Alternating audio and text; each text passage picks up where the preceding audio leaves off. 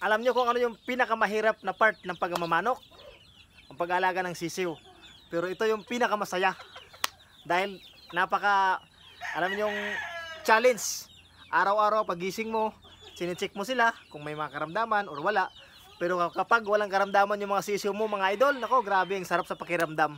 Para ka na rin merong anak na pinapaaral at paghatid mo sa eskwelahan, pagbalik mo ng bahay, napakasaya. Ganon kaganda po ang pagmamanukan. Kaya para sa akin dito mga idol, in-enjoy ko lang. Napakaganda yung ating umaga kasama sila. Nga pala, tapos na ako mag-alaga ng anak ko, magpaligo, magpakain. Sa manok na naman. Magpakain lang ako saglit mga katuka.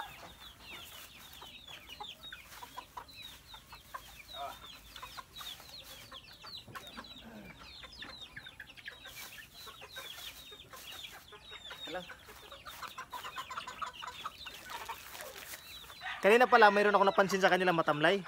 Kaya inunahan ko na sila mga idol. Magbibigay tayo ngayon ng Ambroxetil Max. Ito. Ang pangalan nito dati, Ambroxetil. Ngayon mas pinabisa, mas pinaganda, mas pina-effective. Oh. Tatak excellence. Talagyan ko po yung pagkain nila ng Ambroxetil Max para hindi na ako magpapainom sa kanila. Hoy! Kinain na ha? Lang ha? Patay, wait lang.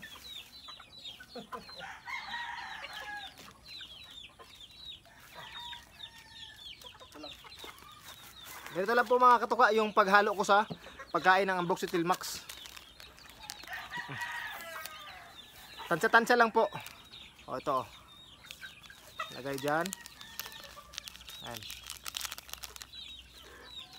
So isang kutsarita lang pwede na. Tapos halo mo lang dito sa pagkain. Lagyan natin ng konti. O. Lagyan natin ng tubig.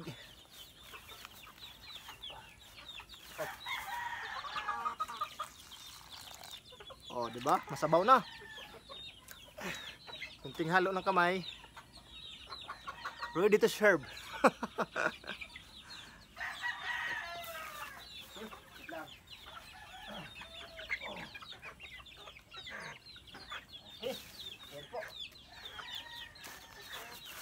Tapos na po natin nabigyan ng Ambroxetil Max yung ating mga alagang sisiw. Ito po ay mabisa sa sipon, lagnat, pisik, halak ng ating mga sisiw. Sundin nyo lang po yung guide kung paano mag treat or mag lunas sa ating mga sisiw.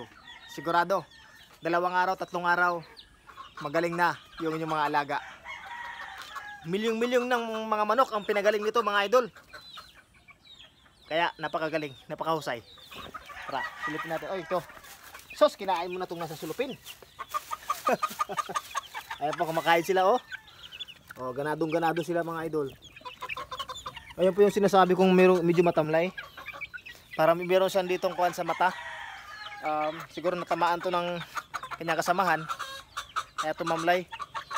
Kapag tumamlay yung ating mga alagang sisiw, nabugbog, bababa yung kanyang immune system.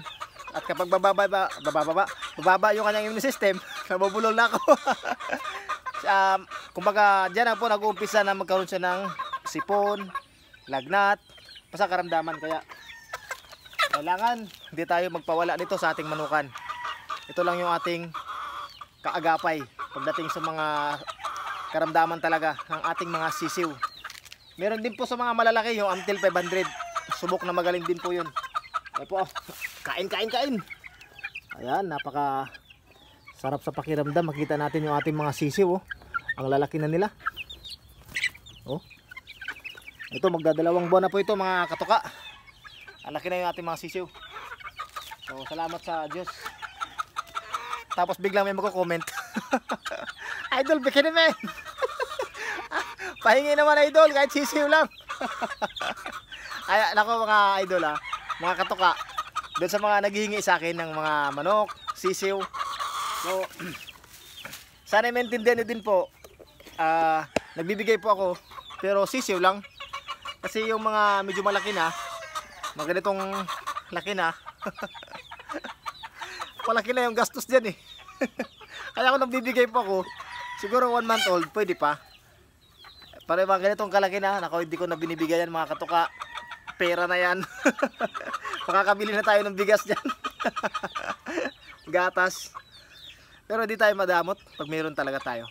Kasi nag-umpisa ako sa wala. Nangarap din ako na magkaroon ng quality ng mga manok. So naranasan natin, naramdaman natin kung paano yung feeling na wala talaga. Lalo doon sa mga kabakyard natin na walang pang umpisa. Excuse. Ay nakainuubo na. Pasensya na kayo ha.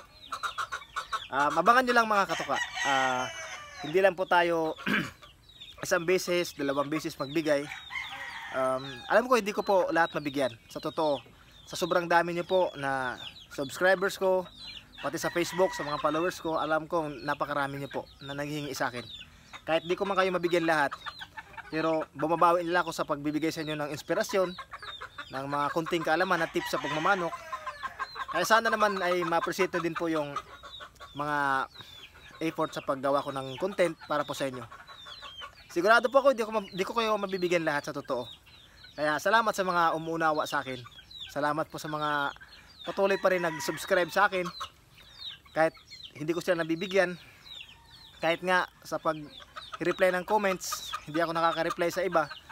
Kasi sa sobrang dami na talaga mga katuka sa Facebook, sa YouTube. Kaya sobrang thankful ako sa inyong lahat. Nandyan kayo palagi. Oh, yan po. Ito muna yung excuse me, parang hagod Robitussin. Hagod Robitussin. Take 3. Take 3. Ito muna yung content natin ngayong umaga. Sisiw muna. Bukas, birding pen. So, pang-4 na araw, recording area. Paulit-ulit lang dito mga idol. Napakaliit lang kasi yung ating manukan. Kaya pagpasensyaan nyo na, paulit-ulit yung ating content. Pero kahit paano at least, buhay tayo. Buhay yung ating account. Kaya shoutout dun sa mga content creator ko na kasamahan dito sa pagbablog. Nako, buti nga kayo, malaki yung farm nyo. Kahit mag-ikot kayo ng buong araw sa manukan nyo, maraming content dito sa akin. Tignan nyo, likod ng bahay, breeding pen. Tsaka dun sa harap, maliit na hoarding area. Yun lang yung pinaulit-ulit kong pagbablog. Ito lang yung area ko. Pero kahit paano, sabi nga nila kapag masipag ka talaga gumawa ng content, at saka kapag kumikita ka na, konti. Gumagawa ka ng paraan. Pero abinin nyo, sa Bisaya, abinin nyo, alam nyo, sa Tagalog ha. Kumita man ako dito, hindi. Sa pagbablog, gagawa ako ng content mga idol eh. Kasi alam nyo, masaya gumawa ng content, masaya mag-vlog. Although, hindi ko naman sinasabi lahat, pero siguro sa masasabi ko, sa tao lang talaga yan. Kapag hilig mo talaga mag-vlog, kahit wala ka napapala na sahod, pero mas sasaya yan kapag na-monetize ka. Kaya sa mga nag-umpisa dyan na gusto mag-umpisa, umpisa mo na habang maaga pa, hindi pa huli ang lahat.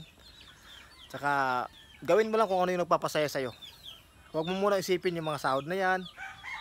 Gawin mo lang as documentary. Ako dito, documentary talaga. Yung purpose ko dito sa pagbablog, documentary na may talang buhay yung aking buhay pagmamanok. Kaya para balang araw, huminto man ako sa pagbablog, hindi naman ako magiging vlogger. At least may mga video akong nahitago na papanoorin ng mga anak ko. At saka ko, pag tanda ko, di papanoorin ko pag medyo ika-ika na ganyan ha. Di ba? Yun yung purpose ko sa pagbablog. Pag kumita, salamat. Hindi, go. Yun lang. So, kayo mga katuka, tuloy lang talaga sa laban ng buhay. Dito lang, parang nawala yung hanggang hanggang dito na lang. hanggang sa susunod na din. It's very nice to bulbul my tongue under the recovery. Hanggang dito na lamang. Lagi nating tandaan, ang sabong ay sports lang. Huwag tayong magpakalulong sa sugal. Naminaw ka? Paminaw ba? Bye-bye mga katuka. Salamat sa mag-subscribe. Sa mga hindi mag-subscribe, thank you pa rin. God bless. Share my videos. Thank you. Ang dami mga ganyan-ganyan ba? Naku, na. Bye-bye.